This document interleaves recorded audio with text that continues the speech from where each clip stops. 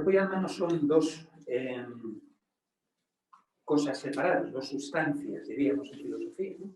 Que están, en cierto modo, unidas ahí, un poco contra la natura, ¿no? La Iglesia ha dicho siempre que el hombre es uno en cuerpo y alma. Por tanto, cuerpo y alma serían como dos dimensiones de lo que somos, ¿no? No dos sustancias separadas, ¿no? Sino ambas concurren en la unidad, ¿no? Somos uno. Esa unidad psicosomática quiere decir que entre el cuerpo y el alma hay una profunda convergencia. Teológicamente decimos que Dios crea el alma para cada uno, ¿no? No es un alma genérica, ¿no? Dios ha creado mi alma para mí y por tanto para mi cuerpo, ¿no? De modo que la naturaleza del hombre es, podemos decir, un cuerpo espiritual o un espíritu encarnado, ¿no? Lo podemos decir de las dos maneras, ¿no? Frente a otros momentos de la tradición teológica donde el cuerpo venía a ser un poco minusvalorado, esto ha dependido siempre de tradiciones en la vida de la Iglesia, ¿no? Ya la tradición patrística, tenemos una diferencia clara entre la tradición alejandrina, ¿no? Que pone por encima el alma más que el cuerpo, y la tradición antioquena o asiática, ¿no? Que subraya más el valor del cuerpo. Es decir, en la vida de la Iglesia siempre ha habido distintas interpretaciones de esta unidad. Pero nadie, dentro de la fe de la Iglesia, ha negado esta unidad. Y esta unidad quiere decir que el cuerpo necesita al alma, porque si no, no sería persona, y el alma necesita del cuerpo, porque si no, no podría expresarse. Es aquí justo la diferencia, diríamos, entre lo que llamamos espíritus puros, ¿no? Donde la pureza no alude, digamos, a la virtud, ¿no? Sino a la naturaleza. Un espíritu puro, ¿no? Es un espíritu que no tiene cuerpo, ¿no? Y ahí entran Dios y los ángeles, ¿no? Son espíritus sin cuerpo, ¿no? Y por tanto los ángeles se comunican, digamos, espiritualmente. Pero nosotros somos cuerpos espirituales, ¿no? O espíritus encarnados en esta unidad. El alma por sí sola no es capaz de expresarse, ¿no? El alma, en rigor, vive en el cuerpo y a través del cuerpo. De modo que entre el cuerpo y el alma hay una interrelación continua, ¿no? No os imaginéis nunca el alma como una especie de angelito que todos tenemos dentro, ¿no? Y que está deseando escaparse, ¿no? La verdadera antropología cristiana subraya que el alma está destinada a la carne y la carne necesita el alma, ¿no? Para el alma separarse del cuerpo sería antinatural, ¿no? Porque Dios ha creado el alma para dar forma, para informar al cuerpo, ¿no? Para habitar el cuerpo, ¿no? Y por tanto, cuando San Juan Pablo II habla de la unidad psicosomática, habla de esta mutua interrelación. Somos uno en cuerpo y alma. Y es tan importante en nosotros el cuerpo como el alma, ¿no? Porque el alma sin el cuerpo no es capaz de nada. El alma humana sin el cuerpo no puede nada. Todo lo que el alma hace y desea, lo hace corporalmente.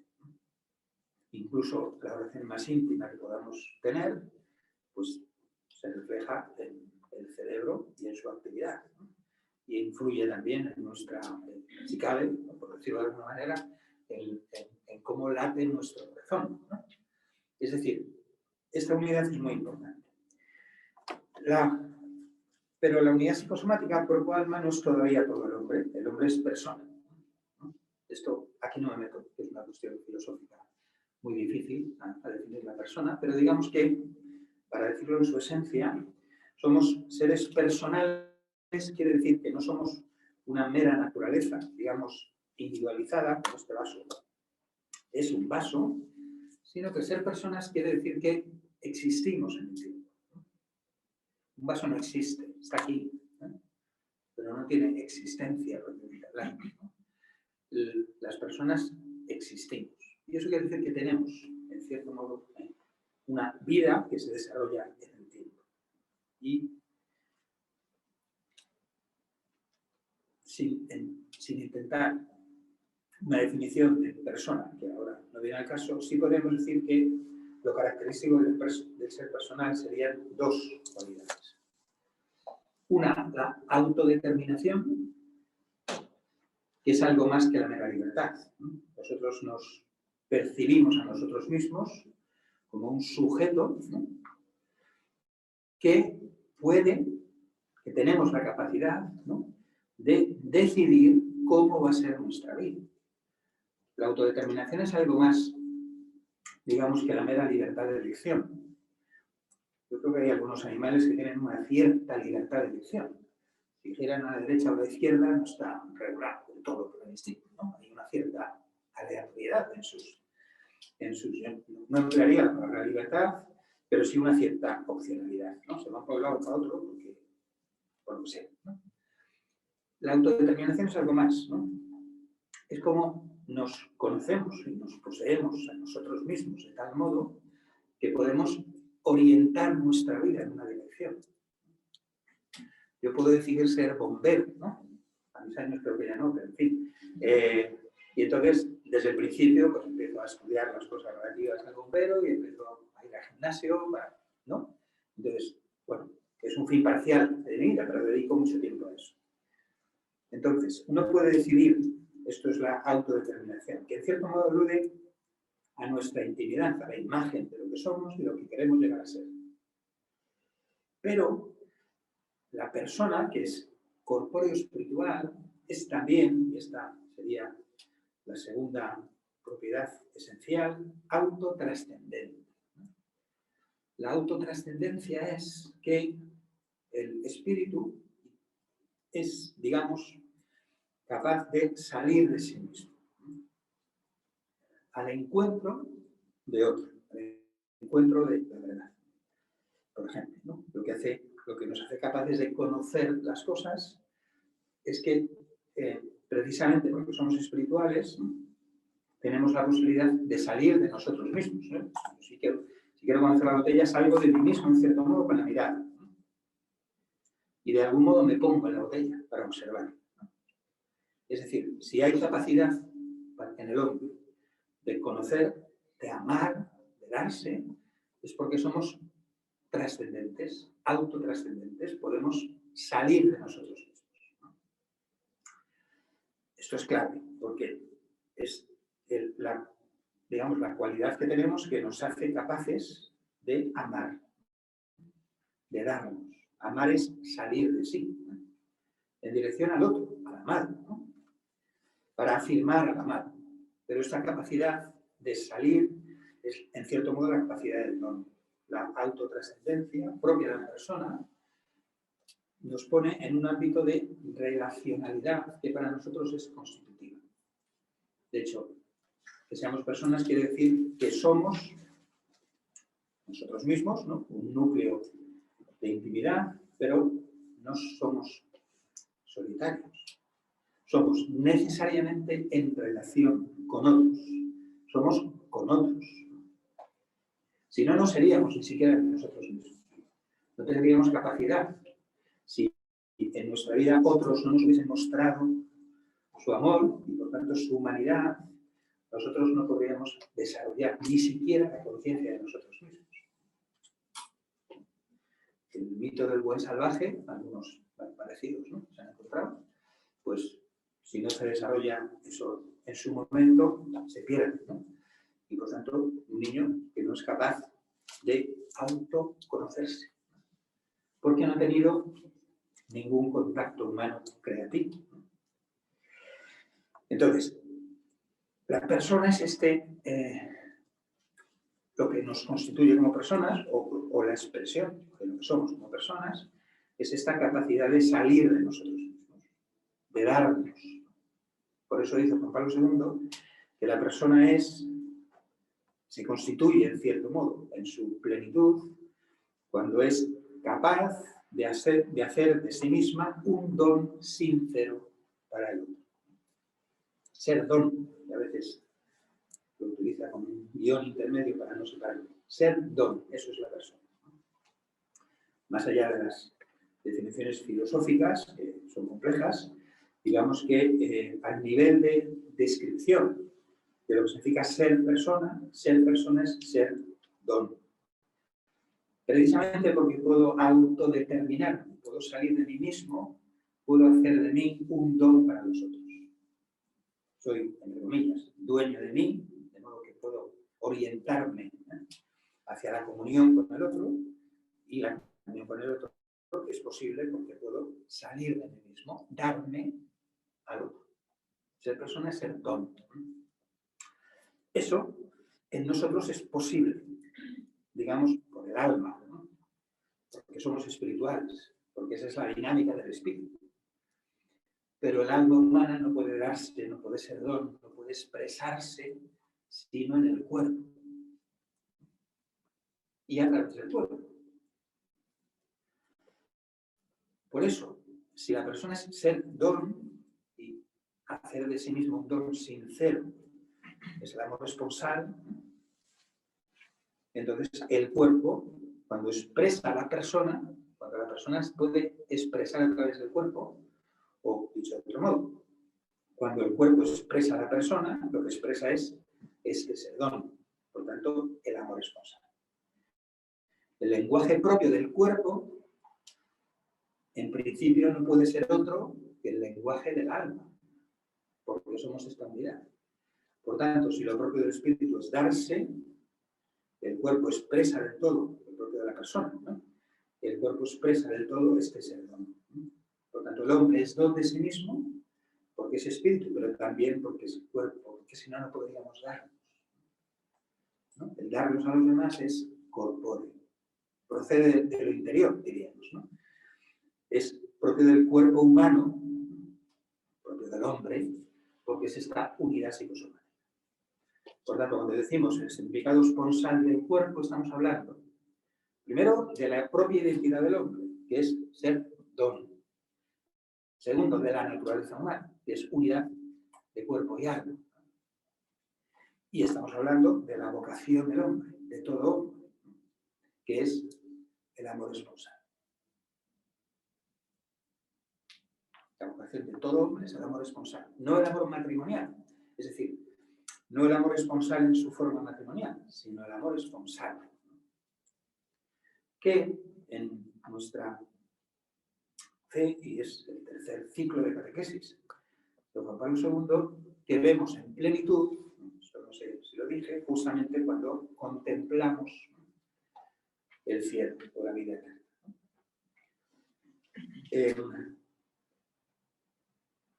San Juan Pablo II parte de, esto creo que ya lo dije, creo, pero bueno, lo tengo aquí, del mismo diálogo que mantiene con los que vienen a poner la prueba sobre el repudio, ¿no? Después de que Jesús repite varias veces, ¿no? Bueno, 2 veces. Por eso dice: el hombre abandonará a su padre y a su madre, se unirá a su mujer y serán los dos una sola carne, de modo que lo que Dios ha unido, que no lo separe el hombre, ¿no? Cuando Jesús termina esto, San Pedro, con su típica espontaneidad, dice: pues si esto es así, más vale no casarse, ¿no? Entonces San Pedro ahí reacciona pues como un hombre viejo, ¿no? Pecador, ¿no? Que percibe la dureza, digamos, de unirse a alguien para siempre sin poder divorciarse, ¿no? Sin poder repudiarse. Y Jesús responde: no todos, ¿no? Pueden con eso. Hay eunucos, ¿no? Que han nacido así, hay eunucos que se han hecho a sí mismos eunucos por el reino de los cielos, y hay eunucos que han hecho los hombres, y hay eunucos que se hacen a sí mismos eunucos por el reino de los cielos. Jesús introduce una forma nueva de vivir, nueva para la perspectiva de Israel del Antiguo Testamento, de vivir, que es virginalmente, por el reino de los cielos, como forma de amor esponsal. Porque vivir virginalmente por el reino de los cielos es hacer de sí mismo un don, ¿no? Que incluye la totalidad, cuerpo y alma, ¿no? Y luego, en otro texto, cuando los saduceos vienen a preguntarle a Jesús, los saduceos no creían en la resurrección de la carne, o la interpretaban de un modo demasiado espiritual, no sabemos muy bien exactamente, pero la polémica es qué sucede en el cielo. Y Jesús, ¿recordáis el texto? Es que no hace falta explicarlo. ¿no? Entonces Jesús dice, en la otra vida los hombres ni estarán casados ni se casarán, sino que serán como ángeles en el reino de los cielos. Ojo, como ángeles no quiere decir sin cuerpo. El texto lo refiere justamente a la polémica. La polémica es ¿cómo va a ser el cielo? ¿Cómo va a ser la vida del cielo? Jesús deja claro que hay una diferencia respecto a la vida temporal. Aquí los hombres se casan, el amor matrimonial, el amor esponsal en la forma del matrimonio es para esta vida, y en la otra vida el amor esponsal no será en el matrimonio, sino virginal. Esto es lo que Jesús está introduciendo, ¿no? El tema de la virginidad por el reino de los cielos, que después San Pablo lo desarrolla más, ¿no? en algunas de sus cartas. Aquí de lo que se trata es de que la persona sigue siendo don. Aquí, bien en la virginidad por el reino de los cielos o en el matrimonio, y ese don se expresa corporalmente, por eso los esposos se casan, y eso implica la donación total de sí mismos, que incluye el cuerpo, y los vírgenes no se casan precisamente porque la entrega afecta también al cuerpo. Por tanto, la entrega al reino de los cielos, al servicio, digamos, exclusivo de Dios, implica también el don de sí mismos en la virginidad. Pero Jesús dirige la mirada al cielo. Entonces, Juan Pablo II, el tercer ciclo, curiosamente, de las catequesis lo dedica a la resurrección de la carne, como un tema importante para la teología del cuerpo. En el fondo es esta idea, que es muy clásica, que está en todos los grandes filósofos y la escolástica medieval, de que nosotros solo conocemos una cosa, un ser del todo bien, cuando conocemos su finalidad, lo que ellos llaman la causa final. Conocemos, es decir, traduciéndolo directamente al tema que nos ocupa. Nosotros, ¿cómo podemos saber qué somos? Mirando a lo que estamos llamados a ser. No tanto a nuestro origen, que también nos da una cierta información, sino a nuestro fin. Cuando contemplamos, bueno, el cielo, ¿no? La vida del cielo, la vida eterna, eso es lo que el hombre, esa es la imagen completa del hombre, la imagen perfecta del hombre. Y por tanto la imagen perfecta también de la relación, digamos, entre el cuerpo y el alma. Porque seguimos con el tema del significado esponsal. Allí, ¿no? en el cielo, en la vida eterna, el hombre estará, digamos, plenamente perfeccionado. Hablamos primero de la íntima comunión con Dios, ¿no? La vida eterna en la Sagrada Escritura, en el Nuevo Testamento y en la tradición patrística, esto es prácticamente unánime, con acentos diversos, en los padres, implica primero, como primer elemento de la vida eterna, estar con Cristo, estar con el Señor. Una expresión que se repite mucho, las palabras de la vigilancia, ¿no? Estar con el Señor que es el Hijo eterno del Padre, y por tanto eso implica la comunión, ¿no? Con la Trinidad, con Dios Padre, ¿no? Lo que básicamente hemos dicho en la tradición cristiana, ver a Dios, ¿no? La visión de Dios. Y tercer elemento, que subrayan todos con muchísima fuerza y generando además algunas posiciones patrísticas difíciles a veces de compatibilizarse entre ellas y que hoy nos puede resultar raras, y no voy a entrar en eso, que es la comunión con todos los santos. El tercer elemento es la sociedad, diríamos, ¿no? De los santos. Por eso las dos imágenes preferibles, ¿no? Las dos imágenes que prefiere el Nuevo Testamento son el banquete y la ciudad. Si queremos entender qué es el cielo, con imágenes, el Nuevo Testamento nos da dos. El banquete, por eso lo del festivo. El banquete esponsal, el banquete de bodas. El cielo será una permanente fiesta de bodas, las bodas del Cordero con su iglesia.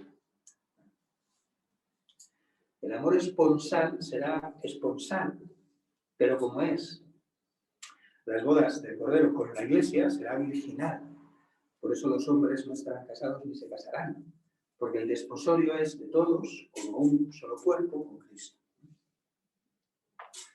Y el banquete evoca el qué? La alegría, la comensalidad, la participación. Y el otro es la ciudad. ¿Y la ciudad qué evoca? La convivencia, ¿no? El tránsito, la comunión, la compañía. No sabemos cómo será, pero se nos dice una cosa. El cielo será amor esponsal a través del cuerpo, ¿no? Porque el cuerpo sigue presente. Y es ahora, en esta plenitud, el cuerpo será cuerpo resucitado, ¿no? Y plenamente hecho incorruptible, ¿no? Es decir, semejante a Dios, ¿no? Esto es, nosotros entendemos la vida eterna como deificación, ¿no?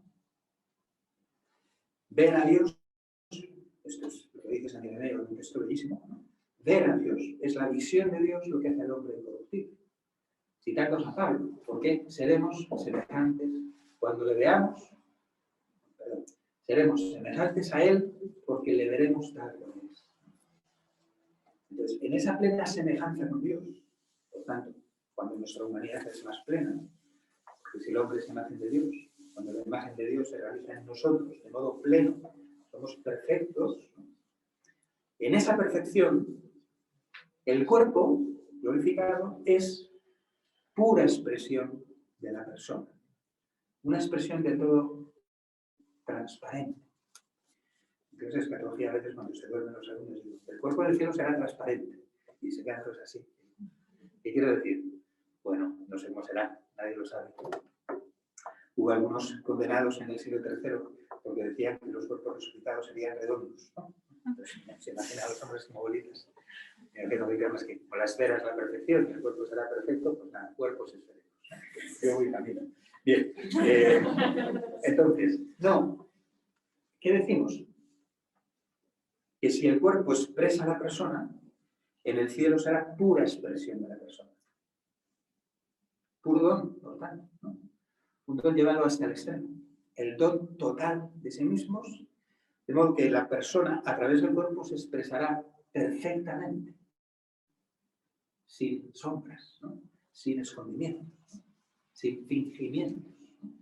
La unidad psicosomática será plena y perfecta, la comunión con Dios perfecta, la comunión entre los santos perfecta, y el cielo será pura comunión, pura transparencia, a través de un cuerpo no desmaterializado. No estoy diciendo eso, ¿eh? El cuerpo será el cuerpo humano. No sabemos muy bien cómo, pero será el cuerpo humano. Pero pura expresión de la persona.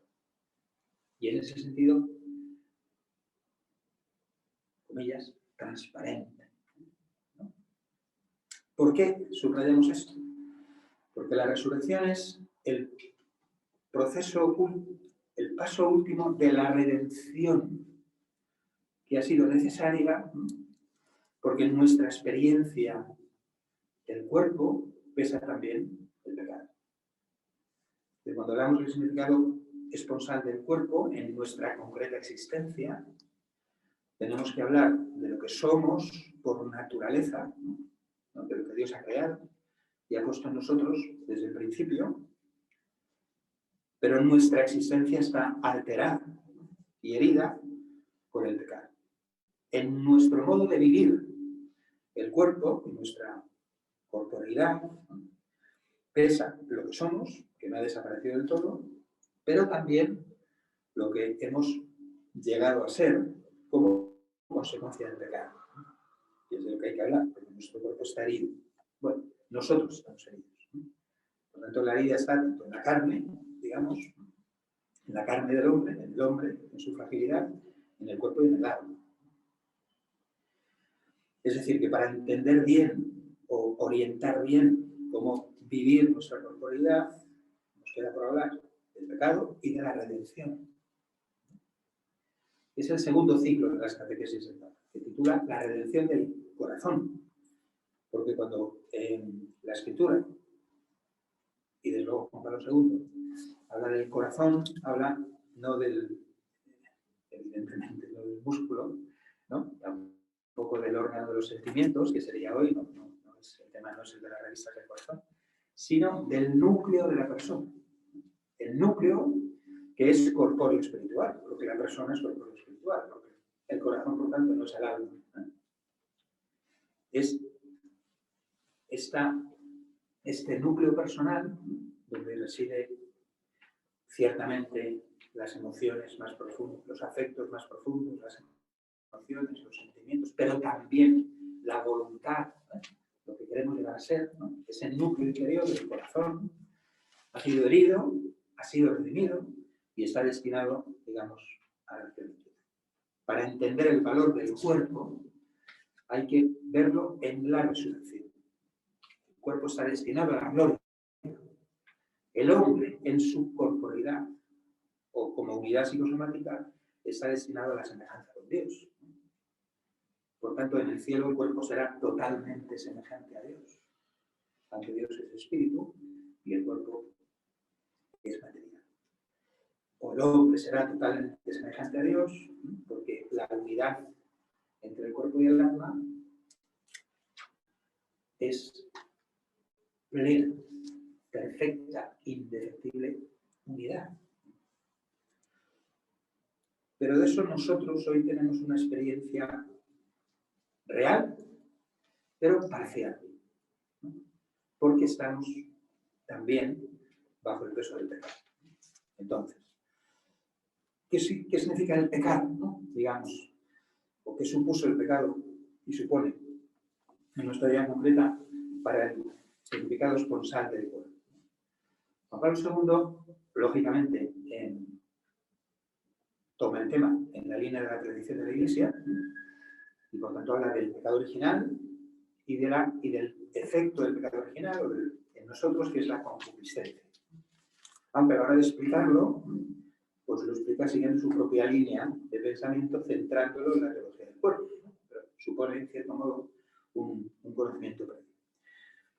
Tampoco, bueno, luego si tenéis preguntas sobre esto, cuando me voy a detener en todo, ¿no? Pero el pecado original es, bueno, lo tenemos de algún modo narrado, ¿no? En el capítulo 3 del Génesis, ¿no?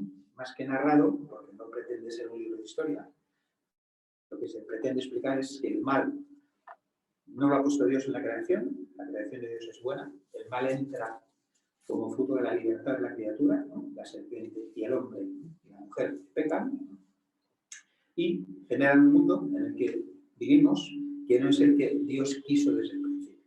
Ha sucedido algo que ha estropeado, en cierto modo, la creación de Dios, ¿no? Que de ser un jardín pasa a ser, pues, una selva, ¿no? Por emplear imágenes. Este pecado, digamos, el primer pecado de los hombres, fuera, pues afecta a todos. ¿Por qué afecta? Porque se contagia. Es muy, hoy, en estos tiempos de pandemia, es más fácil de entender. El pecado no se transmite porque Dios decida, ¿no?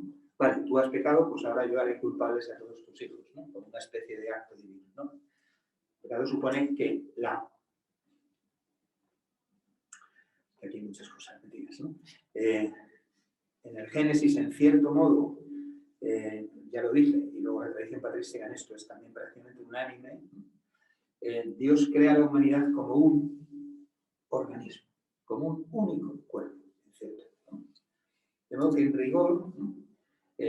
Para muchos de los santos padres, Adán es toda la humanidad, ¿no? En Adán estaban ya de algún modo, ¿no? Todos los hombres.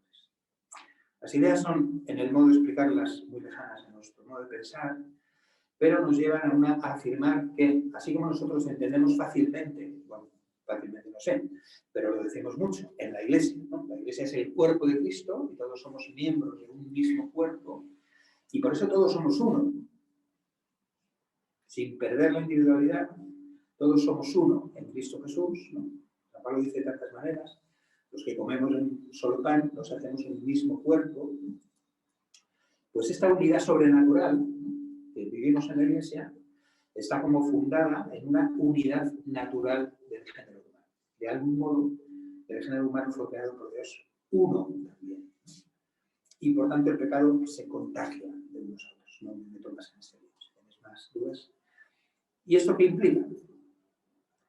Pues el efecto del pecado, que es lo que más cuenta, en el Génesis se ve muy bien, es la separación, la ruptura de la unidad. Peor de Nisa, San Agustín, por ejemplo, imagina a Adán como esta escultura, ¿no?, que Dios hace del barro de la tierra, ¿no?, que es la escultura, es la unidad del género humano, que al pecar cae sobre la tierra y entonces se rompen miles de fragmentos, ¿no?, que están diseminados sobre la tierra, que son los individuos, ¿no? Para los santos padres, no para todos, pero una cierta idea de que el efecto del pecado original es la individualización, en el sentido, ¿no?, de la separación.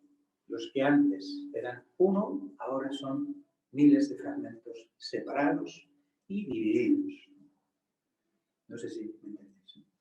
Entonces, es una sucesión de separaciones, ¿no? El hombre, al pecar, rompe con Dios, se separa de Dios, ¿no? Inmediatamente percibe la desnudez, este es el dato que voy a retomar enseguida. El texto del Génesis dice: estaban desnudos, pero no se avergonzaban. Y luego, más adelante, dice: y después de pecar, ¿no?, se dieron cuenta de que estaban desnudos, ¿no? Luego volvemos a esto. La segunda ruptura es en el corazón mismo del hombre, que percibe la desnudez, que antes no generaba un problema, ahora es problemática. Y por eso tienen que taparse, ¿no?, cubrir su desnudez. Después, en la primera crisis matrimonial, ¿no?, entre Adán y Eva, ¿no?, Adán le echa la culpa a Eva, fue esta: si no me lo hubieras dado, qué a gusto estaría, ¿no? Eso me decía mi madre: qué a gusto estará, pero no te conozco. Porque era pequeña. Me lo decía mucho, pero no me generó ningún trauma. Bueno, después, la siguiente, los hermanos, ¿no? Caín que mata a Abel, ¿no? Después, la violencia que se extiende por toda la tierra, hasta la Torre de Babel, donde los pueblos se confunden, ¿no? Es decir, el hilo conductor de esos capítulos, que no son en sentido estricto históricos, ¿no?, es que el pecado es ruptura de la unidad, separación, división. Y en el hombre, división entre los hombres, con Dios entre los hombres, pero también en el interior del propio hombre. Entonces, volvamos ahora a la desnudez original, ¿no?, y retomar algo que dije hace 2 semanas.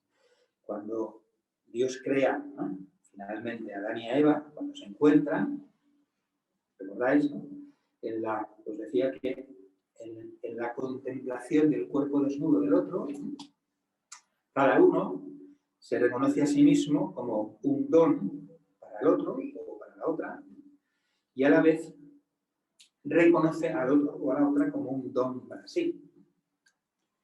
En la inocencia originaria, el cuerpo desnudo expresa ¿qué? El amor, el don. Y precisamente por la inocencia originaria, la mirada del uno sobre la otra, o de la otra sobre el uno, es capaz también de percibir el don. Y por tanto, la contemplación del cuerpo en su desnudez es una llamada a salir, a que cada uno salga de sí mismo, para encontrarse en el don recíproco de sí mismos, para constituir una comunión, una sola carne. El cuerpo desnudo expresa el amor y llama al amor de comunión. Aunque el amor incluya, bueno, aunque no, y ese amor incluye también, pues, la sensualidad, como ya dije, ¿no?, el placer, etc. Pero sobre todo la comunión. ¿Qué sucede cuando el hombre vive? Juan Pablo II dice, lo explica así, más allá, digamos, explicando de este modo lo que tradicionalmente hemos llamado concupiscencia. Después del pecado, este es un dato importante, el corazón sigue siendo llamado al amor y a la comunión. Esto es muy importante, esto es lo que nos distingue de los protestantes, una de las cosas que nos distingue de los protestantes. Y por tanto lo que distingue a la vez de los comensales, ¿no?, son calvinistas y que tienen problema con el placer, ¿no? Para la tradición católica, el pecado original no corrompe del todo la naturaleza humana. La naturaleza humana queda herida por el pecado, pero no destruida. Es decir, esta llamada que Dios ha puesto en nosotros, en nuestro corazón, que es el deseo de ver a Dios, el deseo de amar, permanece. El corazón del hombre, en su propia naturaleza, el hombre, por tanto, en su propia naturaleza, sigue deseando, en el fondo, amar de verdad.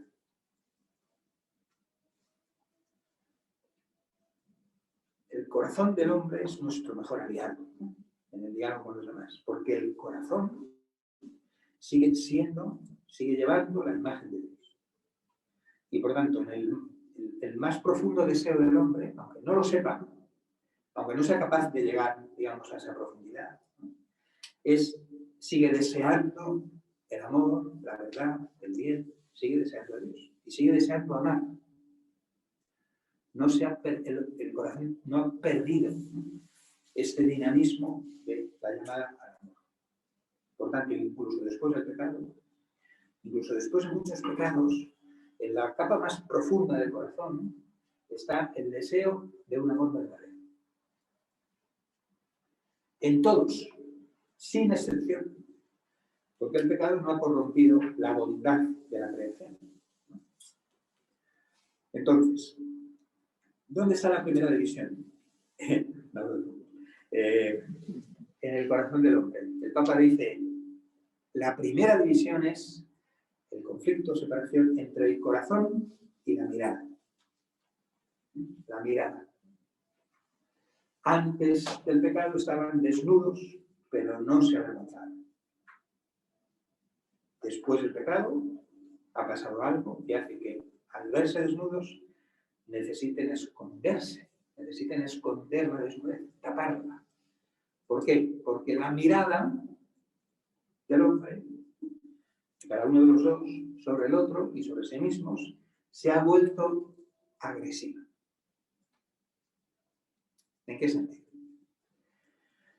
Pues en el sentido de que la mirada tiende a reducir al otro a un objeto para mi placer o para mi dominio. La mirada cosifica al otro. Y se despierta un deseo no limpio, un deseo sucio, que puede ser hedonista o utilitarista. La mirada hedonista es la que mira calculando el placer que puedo encontrar. Ya no es el deseo de darse, sino el deseo de obtener placer. Con lo que reduzco al otro a objeto para mi placer. O, uno de los efectos del pecado original en el Génesis es el dominio del varón sobre la mujer, ¿no? Pero eso puede ser también recíproco, aunque históricamente y socialmente haya sido de otra manera. La mirada utilitarista es reducir al otro a un objeto para mi servicio. La mirada expresa esta cosificación. Y por tanto, al sentirse mirado así, el hombre tiene que esconder la intimidad. Porque la mirada ya no es un don, sino un intento, en el fondo siempre violento, ¿no?, y en el fondo siempre una agresión. El pudor, ¿no?, que surge después del pecado, ¿no?, es en cierto modo porque uno se ve ante una mirada que lo hiere. La mirada se vuelve hiriente. Esto es muy sutil. El análisis que hace el Papa es muy sutil, muy tremendo, pero suele ser así. Cuando nos sentimos utilizados, ¿no?, por una persona, nos sentimos mal. Nos sentimos humillados en lo más profundo. Utilizados bien para tener poder, bien para aparentar, ¿no?, bien para el puro placer, ¿no?, aunque sea un acuerdo, un encuentro sexual que busca solo el placer, será siempre un encuentro egoísta. Porque lo que está en el centro es el propio placer. aunque sea recíproco. La reducción hedonista o la reducción utilitarista, el hombre la expresa, la descubre en la mirada, en el modo en que mira y en el modo en que soy mirado. Y ahí la necesidad de cubrirse.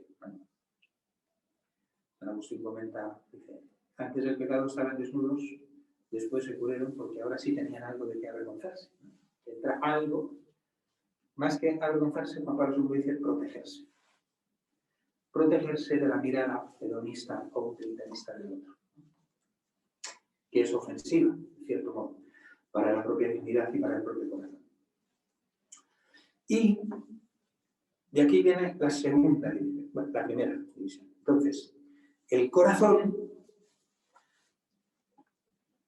que en el fondo de su deseo sigue deseando amar de verdad, se siente traicionado por la mirada. ¿No? Se produce una especie de ruptura, ¿no? Yo miro de un modo que no satisface del todo a mi corazón. Y por tanto el corazón acusa a la mirada. Es decir, acuerdo. Sería la segunda división, ¿no? En el hombre. Como consecuencia de este desfase o conflicto entre el corazón que sigue deseando amar de verdad, ese deseo al menos está ahí, ¿no? Como la certeza de que un amor que no se exprese de verdad no satisface del todo. Esa es la cuestión. Si pensamos, si tomamos conciencia de que Dios esto es una constante en la tradición, ¿no? En la edad moderna se pierde un poco, ¿no? Por esta autonomía del hombre, ¿no? Pero si cogemos a tres grandes testigos de tres grandes tradiciones muy diferentes, pues bueno, justamente la frase que habréis oído, no sé si completa, pero tal vez sí, que está en el contexto de la visión de Dios, ¿no? En el cielo, dice, Dios crea para su gloria, ¿no? Reduciendo la frase de Pesquera. Pero Dios ha puesto su gloria en la vida del hombre. Y la vida del hombre es la visión de Dios. El hombre vivo, la vida que el hombre en plenitud espera encontrar, se dará cuando vea a Dios. Por tanto, resumiendo, Dios crea al hombre para la vida eterna, para la visión de Dios. San Agustín, ya lo habréis oído mil veces, ¿no? Es la que comienza las confesiones, ¿no? Nos hiciste para ti, Señor, y nuestro corazón no descansa, no encuentra sosiego hasta que descanse en ti. La misma idea, ¿no? Expresada de otro modo. El corazón del hombre no descansa mientras alcance su último deseo. ¿Y el último deseo cuál es? Dios mismo. ¿Eso qué quiere decir? Pues que por muchos deseos que se cumplan, el corazón sigue deseando más. No es porque seamos egoístas. Es que el deseo inscrito en nuestro corazón es ver a Dios, descansar en Dios. Y mientras no descansemos en Dios, el corazón no descansa. Es decir, sigue movido, en la línea platónica de San Agustín, sigue movido a buscar, ¿no?, el descanso último. Y muchos siglos después, Santo Tomás, ¿no?, que dice, el fin último del hombre, y explica con claridad que es el fin propio de la naturaleza, es la visión de Dios, ¿no? Un asiático, un hombre estuvo en Lyon, un alejandrino, un africano, y un medieval, dicen lo mismo. El corazón del hombre está hecho para la comunión con Dios. Y todo lo que no sea reconducible a la comunión con Dios, le hiere. Todo lo que no sea de algún modo camino para llegar a esa comunión con Dios, al corazón le hiere. Es decir, no le satisface. Y los que entran en adicciones, en el fondo, es por esto. Porque por más que busquen mal, por un camino equivocado, jamás se sienten satisfechos. Y por eso necesitan cada vez más estímulos, cada vez más insistencia, cada vez más... ¿no? ¿Por qué? Por esto, porque el corazón no se siente satisfecho. Y entonces, pues, percibe este conflicto, el corazón, segunda separación o división, acusa al cuerpo de sus males. El corazón acusa al cuerpo. ¿Por qué? Porque se ve metido en un modo de existir, de vivir y de relacionarse en el que no se encuentra a gusto. Y entonces tiene que buscar un culpable.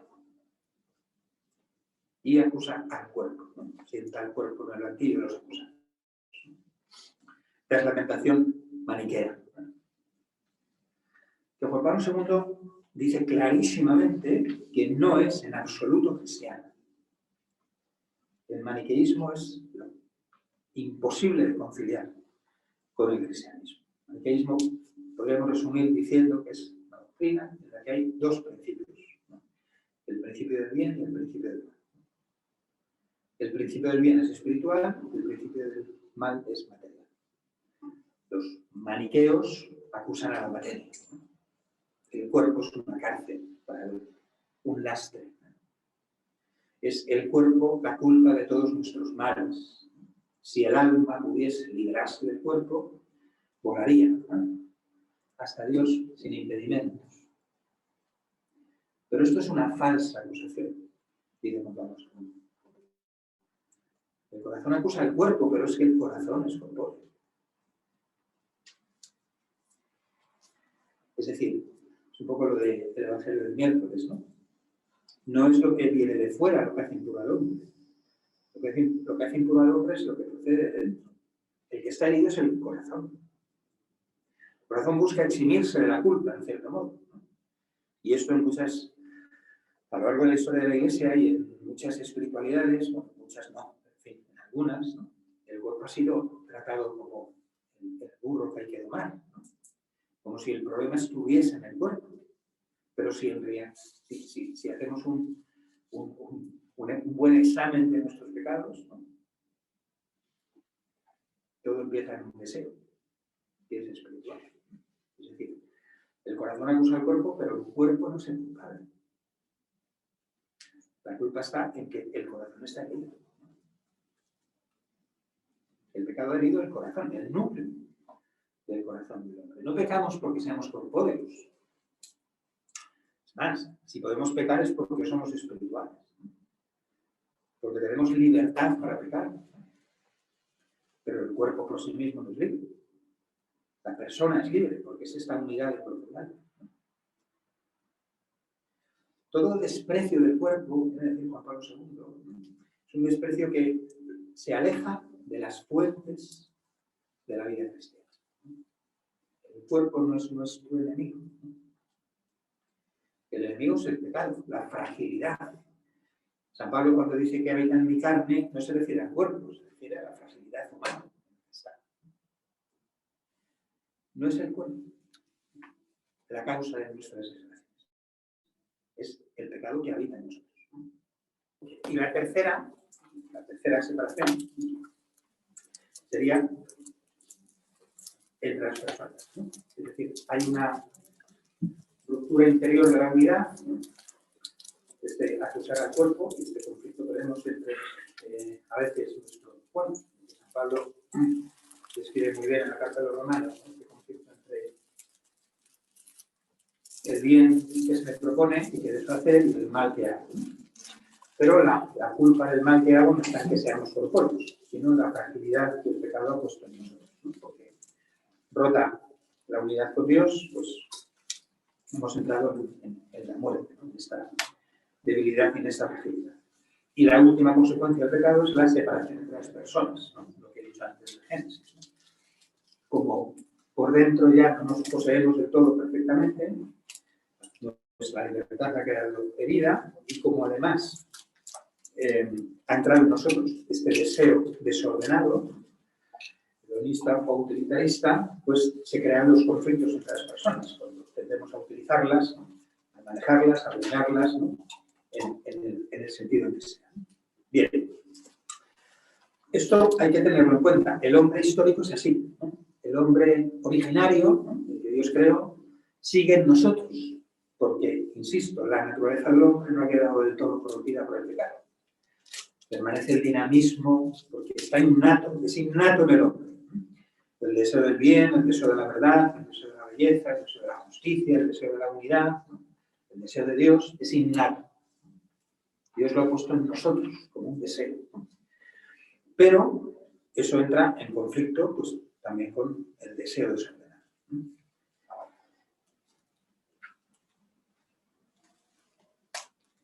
Y nos pone en una condición de la que no podemos salir, a no ser que seamos redimidos. El pecado es, digamos, esta situación del hombre histórico que no puede evitar el pecado siempre. Para entender un poco bien esto, no es un esquema, es un texto de San Agustín, ¿no?, que resume muy bien, con solo 2 verbos y el adverbio de negación, cómo está la libertad del hombre frente al pecado, para entender cuál es la situación del hombre histórico, ¿no?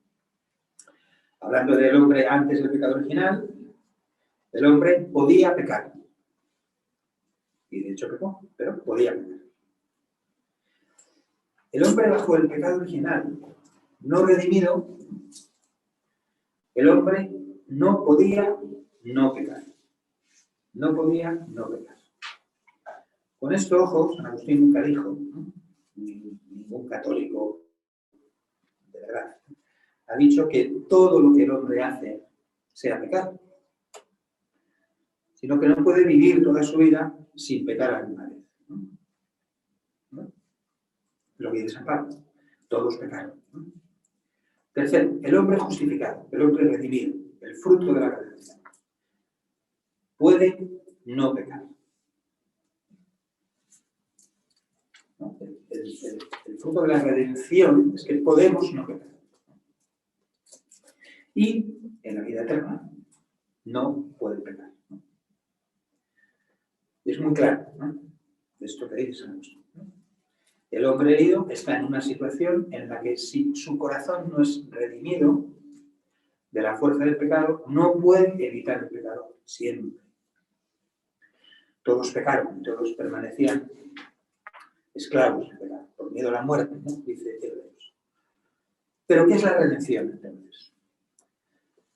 Bueno, a ver, eso me puede dar. No acabamos, ¿no? Pero básicamente la redención tiene 2 líneas fundamentales, ¿no?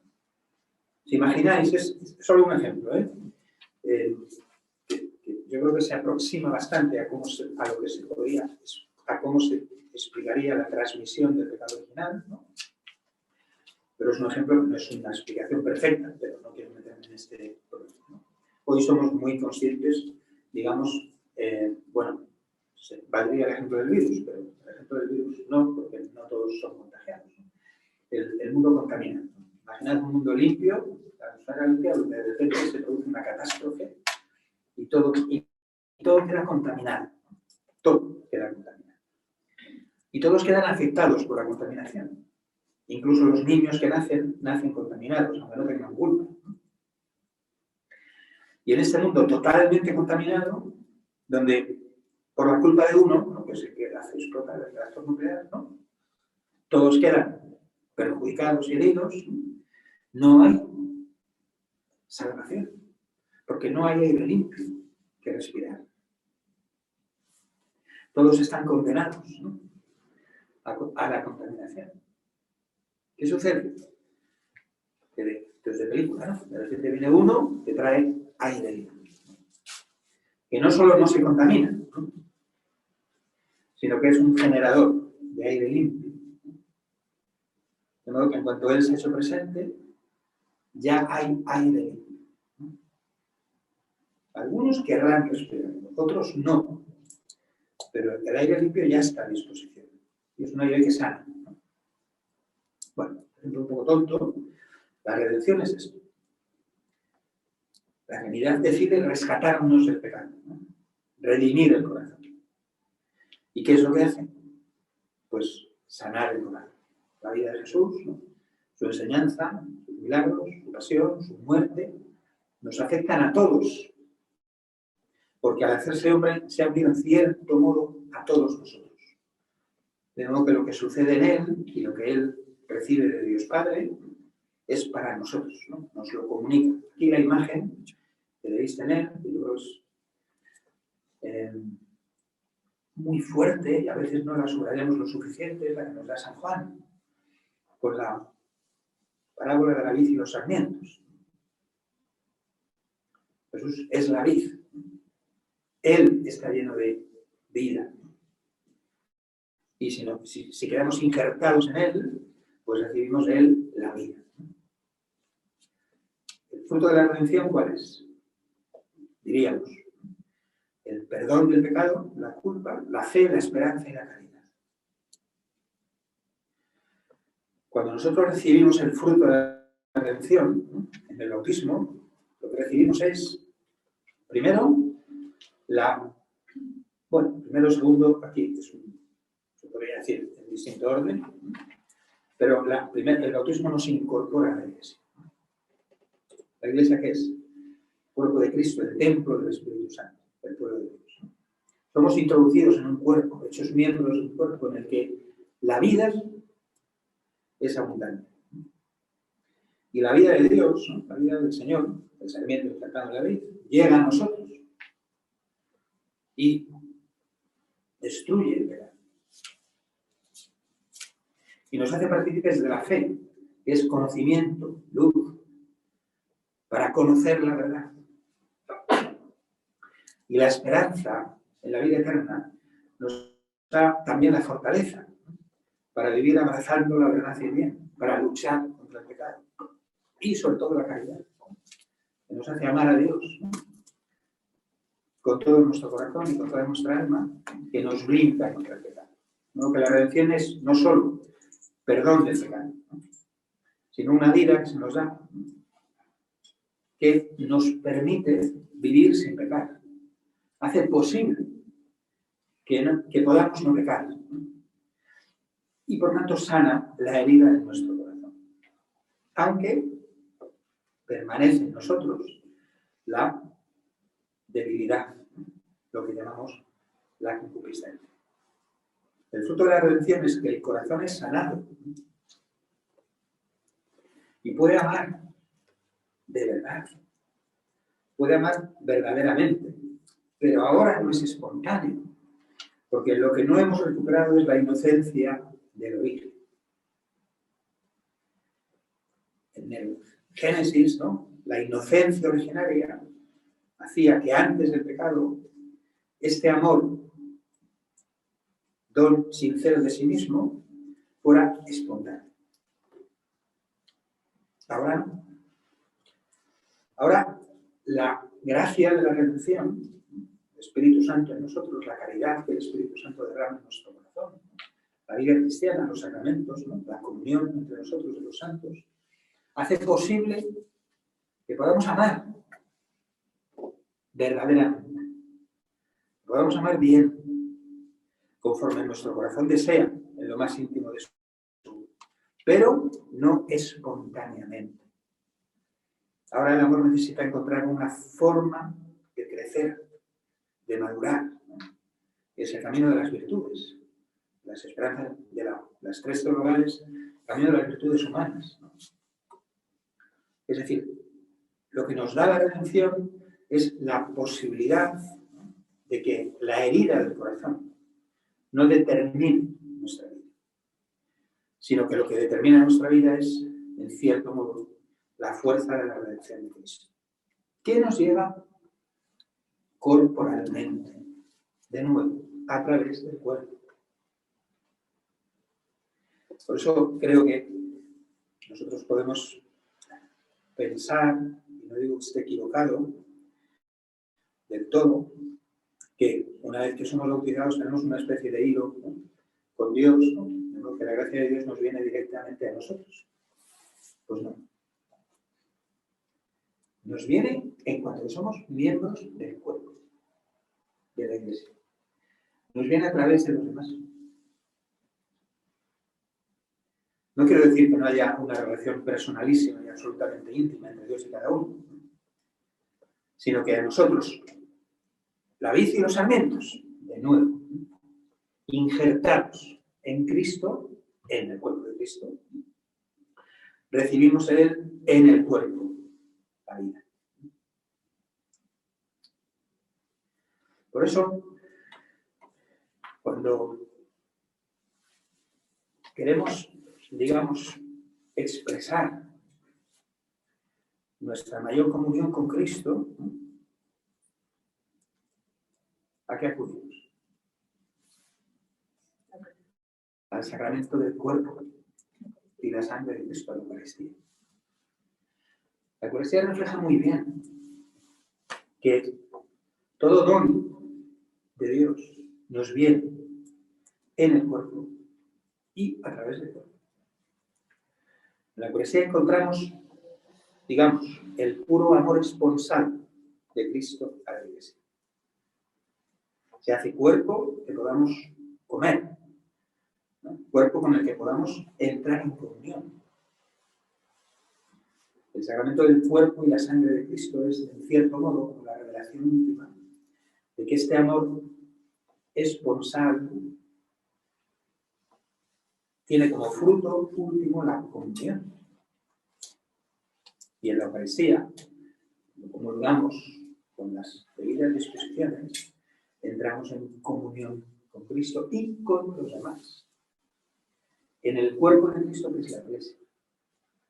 Es en la Eucaristía donde vemos lo que significa que la persona es don de sí misma. Porque el Hijo, bueno, Dios en el Hijo se ha dado a sí mismo hasta el extremo. Y como el amor esponsal, en el fondo, lo que busca es esta comunión de dos que se hacen una sola carne, un solo cuerpo.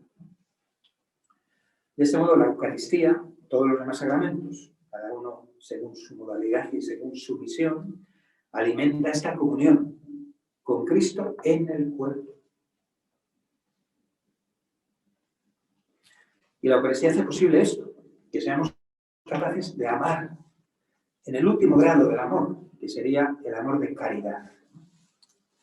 Subrayo, ¿no? Sin que desaparezca la sensualidad, que queda integrada en la afectividad, que queda integrada en el respeto a la persona por sí misma y que llega al amor de caridad. Amamos unos a otros como yo os he amado.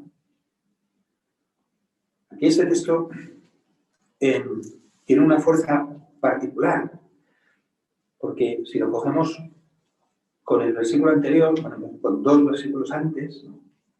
Jesús dice, como el Padre me ha amado, así os he amado.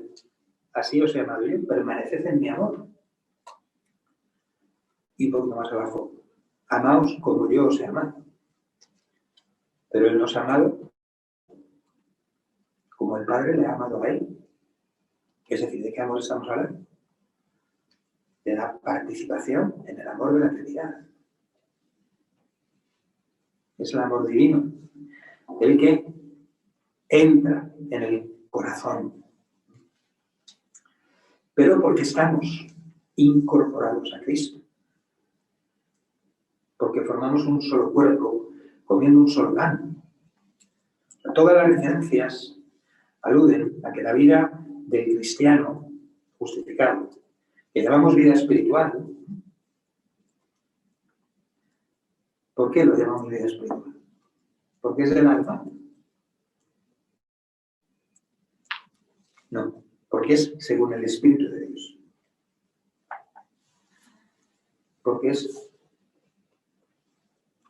Si no tuviéramos cuerpo, no nos llegaría. Y esto es lo último que quiero decir. ¿Por qué ha creado Dios? ¿Por qué nos ha creado Dios corpóreos? No podía habernos creado como ángeles un poquito inferiores, si cabe, a los otros ángeles.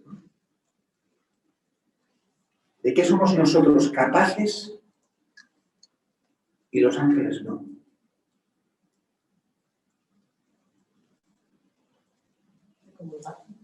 De ser uno. Que comulgar en el sentido de una comunión, de ser una sola carne. Los ángeles, en cuanto a espíritus puros, la filosofía medieval lo explica diciendo esto, son cada uno su propia especie. Los espíritus no pueden llegar a ser una sola carne, tendrán comunión de voluntad, como mucho, querer lo mismo. No sé si me explico. En cambio nosotros, porque somos de la misma especie y porque tenemos cuerpo, podemos llegar a ser una sola carne. Somos imagen de la Trinidad por esto, por el cuerpo. Nos ha creado corpóreos para que podamos ser un solo cuerpo con Cristo. Y esto es lo que se realiza como prenda de la vida eterna justo en la comunión eucarística.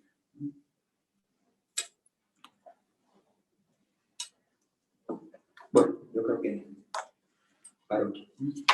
Aunque queden cosillas que los que vienen detrás son espadas importantísimas, pues se completará. Bueno, no sé si habrá preguntas, supongo. A ver, perdón. Bueno, yo me ha sorprendido mucho cuando la afirmación de que realmente a partir de la redención el hombre puede no pecar. Había oído que Santa Teresita del Niño Jesús decían de ella que nunca había cometido un pecado, pues desde luego grave, nunca. Solo dijo su confesor en el proceso de canonización. Que ella no tenía conciencia de haber cometido un solo pecado venial en su vida. Ni venial, entonces... no, un solo pecado, por carne, sería venial. Ok. Aquí a mí se me pone como un poco de precipicio decir, bueno, ni de verdad el hombre puede no pecar nada, o sea, nunca venialmente. O sea, bueno, hay una cosa, por si tiene algo que desarrollar. Al menos ha habido dos, porque uno es Jesús. Es verdad que... No, pero lo importa porque esto en cristología es importante, ¿no? Jesús es Dios, es la persona de Dios. ¿Qué tal? ¿Puedes repetir la pregunta para los que están? La pregunta es si es realmente posible no pecar, ¿no? Cuando he dicho, San Agustín dice que el hombre justificado puede no pecar, si es realmente posible para nosotros, ¿no? Digo, bueno, Jesús es verdad que es un caso extremo, porque es persona divina, pero permanecer fiel, aunque es impecable, porque siendo persona divina no puede pecar, no olvidemos que para permanecer fiel sudó sangre, lloró a gritos y con lágrimas. Es decir, pero bueno, no voy a entrar en este tema. La Virgen María no pecó. Nunca. Y tiene una gracia extraordinaria. Tiene la Inmaculada Concepción, pero la Virgen podía pecar. Ella ha recibido, podemos decir, el fruto perfecto de la redención. ¿No? La redención más plena es la de ser preservada del pecado original. Pero es la misma redención que nosotros hemos recibido, con una fuerza extraordinaria y en nosotros pues, hay una vida que ella no tenía, ¿no? Pero ella vivió sin pecado. Entonces, es posible. De pecados veniales, bueno, pues no sé, pero desde luego es posible en la vida cristiana, ¿no? Por la fuerza, es decir, dependiendo de nuestra respuesta a la gracia de Dios, ¿no? Con poder vivir sin pecar completamente, es posible. Y es más, yo creo que se puede esperar que haya un porcentaje de cristianos que no hayan cometido un pecado mortal en su vida, aunque sean pocos, ¿no? Relacionado con esto, perdón, que decía la separación de los que conocen a Cristo o bautizados o el cuerpo místico de Cristo, pregunto, ¿los que no conocen a Cristo tienen la posibilidad de no pecar como nosotros o están en el estadio del hombre no redimido? La pregunta es si los que no conocen a Cristo tienen la misma posibilidad que nosotros de no pecar. Así es. Bueno, la misma posibilidad no, ¿no? Pero, a ver, el tema es que la redención, ¿no?, es algo que ha sucedido. Es un acontecimiento, ¿no? Y un acontecimiento que se ha hecho presente en el mundo y que afecta a todo hombre. O sea, es un acontecimiento histórico, no ha sucedido solo en el interior, ¿no?, de nuestra conciencia. Es algo que ha pasado, ¿no? El Hijo de Dios, al encarnarse, dice, bueno, ha dicho la tradición cristiana, de algún modo asumió toda la humanidad. Asumió una humanidad, la suya, pero asumió toda la humanidad. Juan Pablo II, en la primera de sus encíclicas, la Redemptor Hominis, lo dice así, más o menos, ¿no? No es del todo literal, ¿no? Al hacerse hombre, Cristo se ha unido a todo hombre que viene en este mundo, ¿no? Que todo hombre, toda mujer que viene a este mundo está afectada por Cristo, ¿no? Que lo que en él sucede, sucede para todos. Los bautizados en virtud del sacramento del bautismo nos, entre comillas, apropiamos, ¿no? Con la gracia sacramental, ¿no? De esta fuerza de la redención que no obstante afecta de algún modo a cada hombre. Y el Espíritu Santo ha sido derramado sobre toda la creación. De modo que el Espíritu Santo actúa, no habita, como en nosotros por el bautismo, pero puede actuar también en los no bautizados. De modo que yo creo que no es imposible que pueda haber algún hombre que no peque mortalmente, pero sería solo por gracia que le llega de modo misterioso de Cristo y del Espíritu Santo. Sí. Es en relación a esto. En realidad, no, o sea, yo pienso, para tener un pecado mortal tienes que tener conciencia del pecado mortal. Y voluntad. Claro, entonces... Pero no conciencia. O sea, a ver, si no, comentaba antes no, con Jesús, que yo como ya soy viejo, pues hice el bachillerato anterior al BUC, o sea que ya soy de la prehistoria. Pero a veces a los alumnos en clase les digo, yo con 15 años, el librito de religión tenía como título El dogma católico. Y con 15 años estudié el Concilio de Nicea, el de Efesos de Calcedonia, y luego el sexto, la moral, ¿no? Y ahí, en el año 76, ¿no? Se me quedó esto muy claro, para mí con mucha claridad. Para que haya culpa en la conciencia, o sea, para que la culpa se impute, el pecado mortal hace falta materia de pecado, plena advertencia y perfecto consentimiento.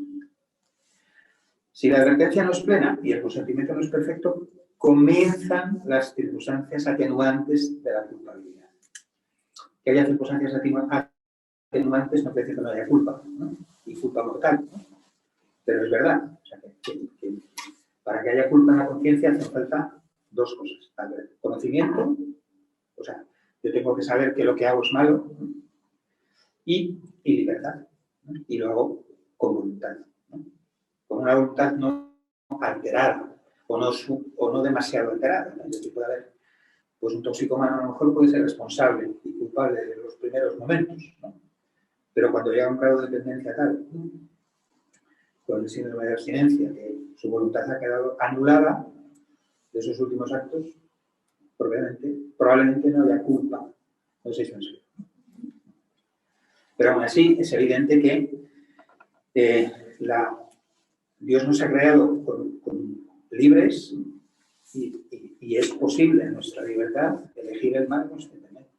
De hecho, lo hacemos, ¿no?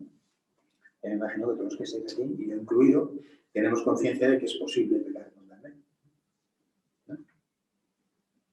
Es decir, sabiendo que lo que hacemos está mal y queriendo hacerlo, ¿no? Aunque el motivo es que esto que hago, que sé que es malo y quiero hacerlo, a mí me va a proporcionar un bien, porque si no, no lo haría. O sea, este dinamismo del bien, del corazón que desea el bien, es hasta tal punto evidente, no sé si lo dije aquí hace 2 semanas, Santo Tomás dice que si pecamos es por razón de bien, no porque nos equivocamos, sino porque busco para mí un bien, aunque sea un bien egoísta, ¿no? Quiero vivir cómodamente, entonces le robo a mi vecino. ¿Por qué robo a mi vecino? ¿Porque soy malo y me gusta robar por robar? No. Por lo que obtengo a partir del robo, ¿no? Pero peco porque podemos pecar. Sí, claro. Sí, yo tengo una pregunta acerca de si el Santo Padre explica una cuestión, un detalle del relato de la caída, y luego una segunda pregunta acerca del pudor, que creo que puede ser muy útil para todos. La primera es lo que apareció en el Evangelio, en la primera lectura de hoy, ¿no? Una vez que Adán y Eva se descubren desnudos, es Dios porque se molesta en que dejamos trajes. Eso es. Pues yo no sé, a mí personalmente me habla de paciencia y misericordia, es decir, tú no eres echado de mi cercanía, sino que, como te has dicho antes, ¿no? Hay que reconstruir un camino de alguna manera. Si hay una explicación de algún Santo Padre, ¿no? Y luego lo segundo, que yo creo que es una pregunta que tenemos todos, relacionada con el cuerpo, ¿no? Has hablado de la desnudez y de la cuestión del pudor, ¿no? Tú recorres las calles de Madrid y para venderte un helado de chocolate se han metido en bikini, ¿no? O, bueno, en fin, por suerte, etc., ¿no? Entonces, ¿cuál es el valor positivo del pudor? Es decir, si lo hay, es decir, de ocultar la desnudez, incluso de darle valor a mi desnudez. O sea, y no exponerla porque esto tiene un valor para mí, tiene un sentido. Es una expresión de mí mismo de alguna manera, ¿no? Entonces, estas dos cosas, lo de que Dios trenza un traje para Adán y Eva, después de meter la pata, lo cual es un problema muy curioso del Señor, ¿no? Y luego el valor positivo del pudor. Bueno, lo primero es muy complejo. Bueno, lo que tú dices es evidente, o sea, en el relato de Génesis queda clarísimo. La pregunta es difícil de resumir. Primero, ¿cómo explicar, ¿no?, que Dios, después del pecado, Él mismo teje los trajes de Adán y Eva y se los ofrece, ¿no? ¿Qué significado puede tener? Y segundo, el valor positivo que pueda tener el pudor. Bueno, la primera, a ver, una cosa es evidente lo que dices, ¿no? En el texto de Génesis se ve clarísimo que la reacción de Dios al pecado es de buscar la salvación, ¿no? Y cuando aparece el castigo del pecado, y como sucede en los textos del Antiguo Testamento, la imagen de Dios está muy antropomorfizada y por tanto parece castigo divino, lo que es la consecuencia del pecado, ¿no?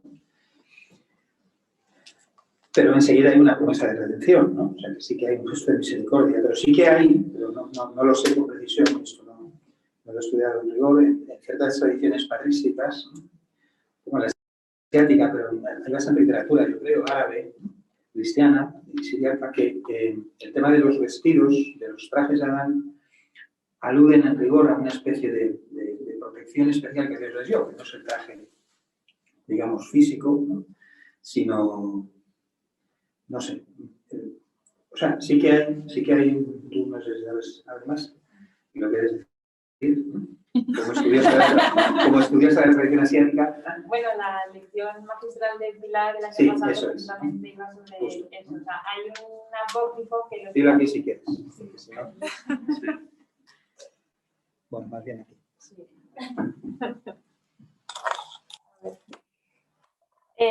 Los profesionales vimos el año pasado en los apócrifos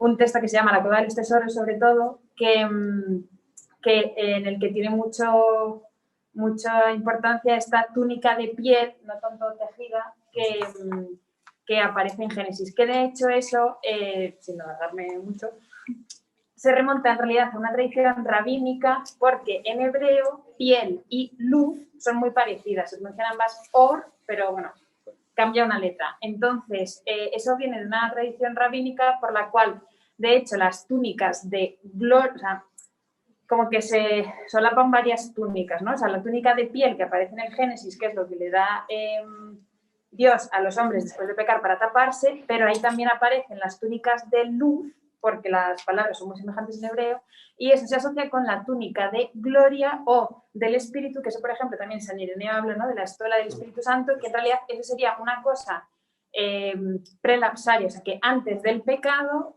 Adán y Eva no sienten vergüenza al estar desnudos porque tienen estas túnicas de luz o de gloria o estola del Espíritu Santo que les dignifican y como que les protegen en cierto sentido, ¿no? Entonces, es una cosa con mucho simbolismo y bastante compleja, pero que en cualquier caso muestra como la atención y la caridad de Dios hacia el ser humano. De hecho, por ejemplo, San Ireneo, ¿no?, habla de que Adán y Eva se cubren con hojas de parra que pican y en cambio Dios en su misericordia, ¿no?, pues les quita las hojas de parra que ellos habían puesto como una especie de penitencia y les da unas túnicas de piel que son como mucho más cómodas. Entonces, tiene mucho simbolismo, pero vamos, que este de los temas de... Sí, pero vamos, que es lo que dicen antes, que sí que hay tradiciones patrísticas, ¿no? Bueno.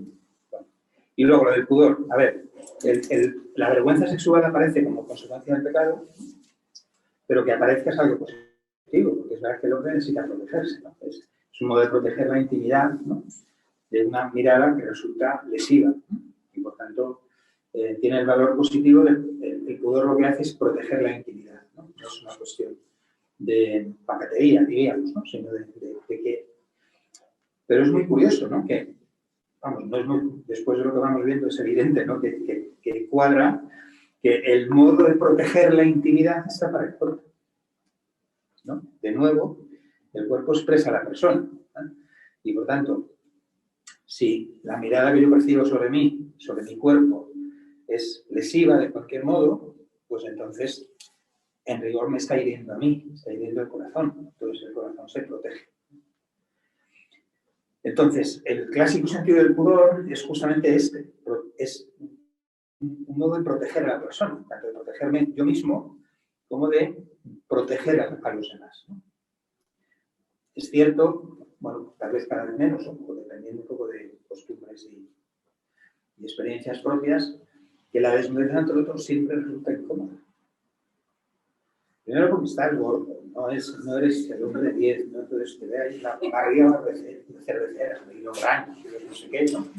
Es decir, el miedo a ser menospreciados, ¿no? Si no tienes un cuerpo 10, ¿no? Quiero decir que hay un sentido natural de protección de la desnudez, ¿no? Que es la protección de la intimidad. Y tiene que ver con la mirada. Por eso también en la tradición espiritual cristiana se ha puesto siempre acento también en el cuidado de la mirada, ¿no? El cuidado de la mirada es, primero, porque la mirada puede ser adúltera. Aquí Juan Pablo II cita el texto de Jesús, ¿no? Si habéis oído que se os dijo, no adulterarás, pero yo os digo, el que mire a una mujer, y por tanto parece que esto va solo para los varones, ¿no? Pero bueno, es, con deseo, y aquí el deseo es este deseo que he dicho antes, hedonista o utilitarista, comete adulterio en su corazón. Es decir, con una mirada que reduce, que cosifica, ¿no? En la vida del placer o del dominio a la otra persona, estoy cometiendo adulterio. Y Juan Pablo II dice, y esto vale para los esposos. O sea, un esposo puede cometer adulterio si mira a su esposa de esta manera, ¿no? Y la esposa se mira al esposo, ¿no? Entonces, para nosotros, cuidar la mirada, ¿no? Yo creo que forma parte también, es un modo de cuidar el corazón, de nuevo, ¿no? Y luego, respecto al nudismo, esta tendencia, ¿no? a utilizar el desnudo como reclamo publicitario, es un ejemplo de esta reducción cosística, ¿no? Porque es un modo de atraer, ¿no? Un modo de dominar a través de los técnicos del marketing y demás, ¿no? O sea, es un modo de reducir la persona y de despertar un impulso que te mueve, o bien a consumir, o bien a...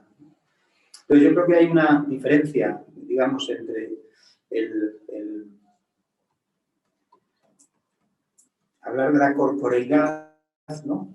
Personal, que es la dignidad del cuerpo humano, ¿no? que se vela precisamente por su dignidad, ¿no? Y este corporeísmo, que es mostrar, ¿no? Sin pudor ninguno la desnudez. Pero esto es repito que esto puede depender también de tradiciones culturales y demás, ¿no? No lo vivimos todos del mismo modo, ¿no? Pero el pudor tiene este sentido positivo, ¿no? De proteger la intimidad y proteger, por tanto, también la propia relación, ¿no? Que la propia relación no quede, en cierto modo, herida, ¿no? Por una situación que en nuestro estado de pecaminosidad, ¿no? Puede generar o puede provocar, ¿no? Miradas y deseos que no son del todo bien, ¿no? Educando bien en la afectividad, un corazón bien educado en la afectividad, ¿no? y que ha alcanzado la perfección, digamos, de la virtud, ¿no? Y de la caridad, pues puede no. Pero en cierto modo es verdad que el reclamo, el uso del desnudo como reclamo publicitario, en rigor es un reclamo a las pasiones, no es un reclamo al amor. Por aquí. Sí, me pregunta Alejandra volviendo un poco al tema del pecado. Hay muchas conciencias que se deforman y se autoconvencen a sí mismos que no están haciendo nada malo porque no están haciendo mal a nadie, pero en el fondo no comulgan o sí. ¿Eso es plenamente pecar con conocimiento, libertad y voluntad? A ver, cuando hablamos de advertencia y conocimiento, y en la Iglesia ha regido siempre un principio claro, y es que la conciencia es la norma próxima de conducta. Lo que pasa es que son frases que no dicen todo. La conciencia, entre paréntesis, que ha de estar rectamente formada, ¿no? Porque la conciencia no es el tribunal de mi subjetividad, ¿no? Es la referencia a la verdad de las cosas, ¿no? Newman decía esto, ¿no? La conciencia es la voz de Dios en el corazón del hombre, ¿no? Por tanto, la conciencia en el fondo implica la responsabilidad, ¿no?, de la verdad, ¿no? Entonces, a ver si no me pierdo. La tradición moral ha distinguido siempre entre la conciencia recta, ¿no?, que es la conciencia que juzga con verdad de las cosas, ¿no?, o la conciencia errónea. Y luego, la conciencia errónea puede ser culpable o inocente, ¿no? O sea, uno puede tener conciencia errónea sobre algo sin culpa, porque se ha preocupado de verdad, ¿no?, de saber qué debe hacer, ¿no?, o de conocer, y ha llegado sin culpa, ¿no?, a una conclusión errónea, ¿no? Entonces, el que hace algo con conciencia errónea, invencible, ¿no?, no culpable, ahí no es culpa.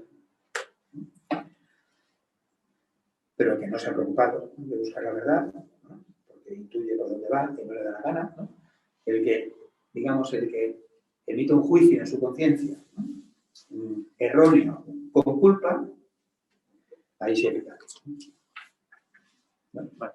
Pues la conciencia tiene que estar siempre referida a la verdad, ¿no?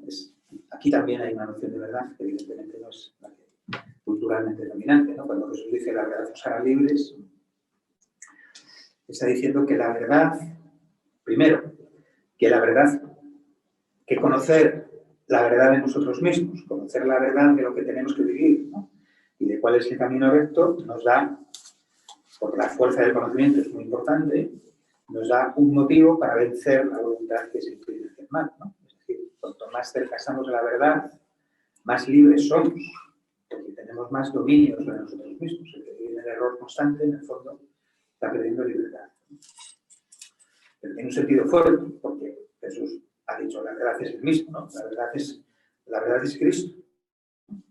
Entonces, aquí está diciendo que es Él el que nos hace libres. Pero justamente por esto, porque he dicho antes, ¿no?, por la redención del corazón.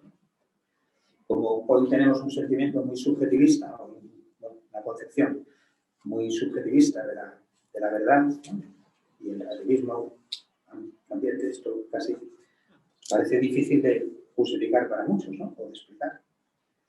Pero es evidente que uno está referido, y en el fondo, más allá de los esquemas culturales en los que nos metemos, cuando uno entra de verdad en sí mismo, en el fondo es difícil engañarse, ¿no? Pero hay que hacer ese esfuerzo de entrar en sí mismo. Dice San Agustín, que lo cito mucho, que comienza el libro contra los escépticos diciendo: todo el mundo ama la verdad. El mundo que vivimos concluye porque a nadie le gusta que le mientan, ¿no? O sea, esto es una experiencia universal, ¿no? Los relativistas se contradicen a sí mismos todo el tiempo, ¿no? Bueno, no sé. Más.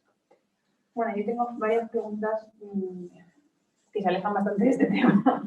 Pero la primera, volviendo al inicio de la charla, sería más sobre la escatología intermedia y sobre el alma de los santos, ¿no? O sea, porque has dicho que el alma por sí misma, sin cuerpo, no puede hacer nada. Entonces, ¿eso cómo se conjuga con el concepto que tenemos nosotros de santos a los que les pedimos milagros? Malamente, se conjuga malamente. O sea, en la fe de la Iglesia lo tenemos afirmado, pero es muy difícil de explicar, ¿no? Primero, porque si el alma es creada, cuando es muy difícil de explicarlo, también es la Trinidad, y no dejamos de creer en la Trinidad porque sea difícil de explicar. Pero es verdad que la escatología intermedia es, el hombre muere, en el momento de la muerte se separan cuerpo y alma, ¿no? La enseñanza tradicional de la Iglesia. El cuerpo va al sepulcro y el alma, supongamos que va al cielo. También puede ir al infierno, pero bueno, vamos a ver al cielo, ¿no? Nada más. O al purgatorio, pero al cielo. Entonces, el alma separada del cuerpo, ¿no? El estado intermedio sería el tiempo que transcurre, el estado que está el alma entre la muerte individual y la resurrección de la carne al final de los tiempos, donde el alma está separada del cuerpo. Esa separación, primero, es antinatural. Es fruto del pecado, ¿no? Y de la muerte, que es fruto del pecado, ¿no? Porque el destino del alma no es estar separado del cuerpo, ¿no? De modo que el alma separada del cuerpo no está en su salsa, ¿no? Por decirlo así, ¿no? San Agustín, el platónico, ¿no? El platónico que dice ser, cuando llega a este punto dice: el alma de los justos en el cielo, sin el cuerpo, no puede tender a Dios con todas sus fuerzas, porque le falta un bien esencial para ella misma. Por eso es de los que creen en el siglo IV, junto con San Ireneo, que es del siglo II, y muchos otros, que el cielo, la visión de Dios, no comenzará hasta la parusia. Porque sin el cuerpo, el alma... Ven, ¿qué es lo que dice la Iglesia? Pues que el alma separada, el alma de los santos en el cielo, pues está contemplando a Dios, ¿no? Nos conocen, tienen memoria de nosotros, interceden por nosotros, pero no son personas. Porque en el hombre y la persona es esta unidad psicosomática. Permanece la conciencia, pero no son lo que deben ser, lo que están llamados a ser, ¿no? Por tanto, introduciríamos en el cielo una especie de, entre comillas, espera de la resurrección de la carne. Pero lo de la separada es muy complicado. Hoy, desde el punto de vista de la teología, o los intentos teológicos por explicarlo, pues hay varios intentos, pero sigue siendo un misterio, ¿no? O sea, muy difícil de explicar, ¿no? Pero ya, porque la teología nos meteríamos en... Pero es verdad, ¿eh? Es decir, Rahner, por ejemplo, dice que, bueno, en la medida que las almas están incorporadas al cuerpo de Cristo, no están sin cuerpo, ¿eh? Aunque estén en el cuerpo de Cristo, que no es ajeno del todo a nosotros, ¿no? Porque es aquel a quien estamos destinados, pero aún así no están en su propio cuerpo, por lo tanto falta algo, ¿no? Por eso en los primeros siglos algunos santos padres decían que el cielo comenzaba inmediatamente para los justos, y otros, peces gordos, entre los padres, decían que no, que inmediatamente no, que los justos van a un lugar de bendición, que es el seno de Abraham, o el altar del cielo, pero están esperando dos cosas. Están esperando la resurrección de la carne y están esperando a nosotros, ¿no? Que lleguen todos los justos, ¿no? Y el cielo comenzará la visión de Dios con la resurrección de la carne. Eso la Iglesia lo resolvió de otro modo en el siglo XIV, ¿no? Con un documento pontificio. Pero, y eso que creemos hoy, ¿no? Que los santos están en el cielo, pero están sin cuerpo, y por tanto están incompletos, ¿no? Porque están muertos, ¿no? Estos son erráticos, pero los santos están muertos. Vamos a sus sepulcros, ¿no? Ahora, a dar gracias por ellos. Luego están muertos. Están vivos, pero están muertos. Es un poco... Bueno, más. Vale, otra pregunta sobre el cuerpo, en cambio. O sea, has dicho también, ¿no? Lo de que muchas veces como que se echa la culpa al cuerpo, ¿no? Y que se intenta hacer como chivo expiatorio. Pero dentro de la Iglesia, o sea, y de las prácticas católicas aceptadas, practicadas por santos y demás, está la cuestión de las disciplinas, ¿no? Corporales, pues tanto cilicio como flagelo, como tal.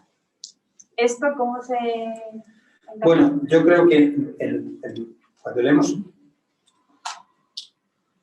A ver, ¿cómo digo? Con los santos de otras épocas, uno se da cuenta, por ejemplo, San Ignacio. San Ignacio, cuando se expresa teóricamente, la antropología que expresa es la de su época. Pero cuando da consejos para la vida espiritual, la teología no le sirve para nada. Y de hecho se olvida de ella. ¿No? Se olvida de ella. Porque lo que da, los consejos que da, no tienen nada que ver con la teoría. Porque la experiencia concreta que tiene es distinta, ¿no? Entonces, ¿Cómo mueve San Ignacio a la contemplación de la pasión? Estar tumbado, cerrar las ventanas, un ambiente oscuro, silencio. ¿Por qué? Porque rezar con el cuerpo. ¿No?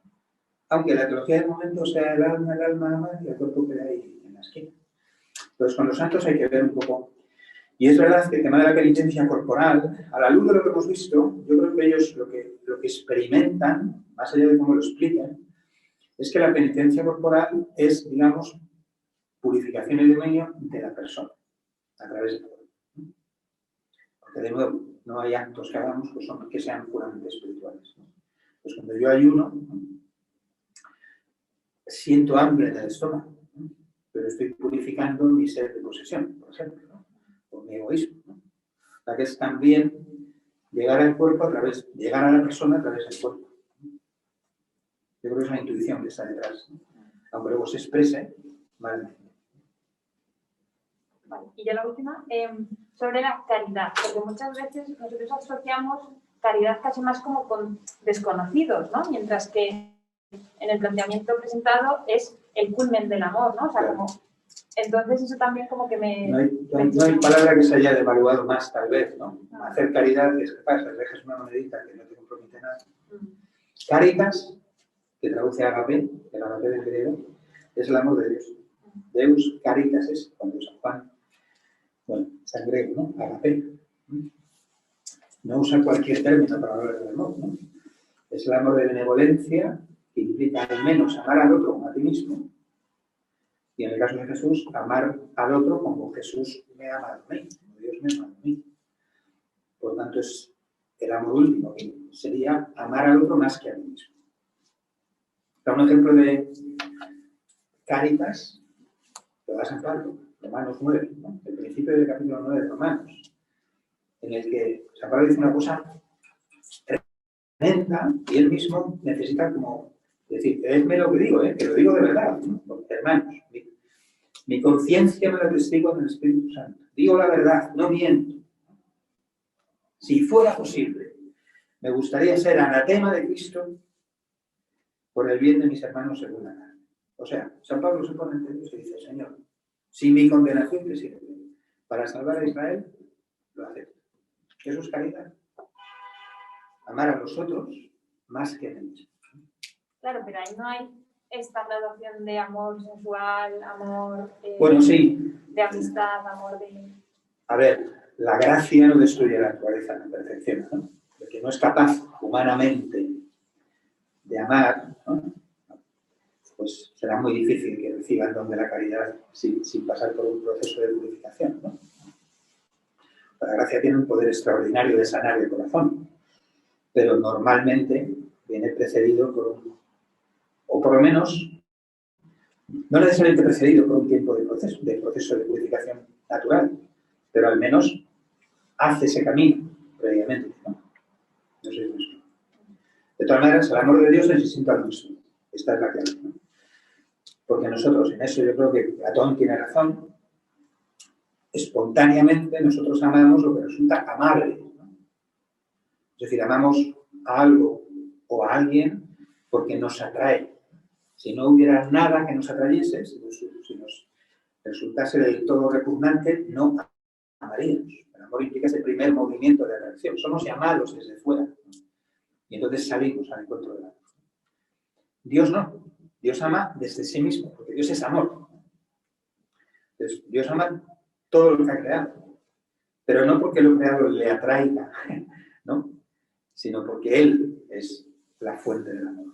Dios ama porque Él es amor, ¿no? O sea, esta es la diferencia, ¿no? En nosotros siempre habrá, en el amor humano, siempre hay este primer paso, ¿no? De atracción, de sensualidad, ¿no? Que la caridad purifica. La caridad, en cuanto que es participación del amor de Dios, es otra cosa, ¿no? Es lo que experimenta San Francisco, ¿no? Cuando San Francisco de Asís, que siempre huía, ¿no? Al mero ruido de la campanita de los leprosos, echaba a correr, ¿no? Para no acercarse ni a media milla, y cuando de repente ya está en ese proceso de conversión y le vuelve a pasar, ¿no?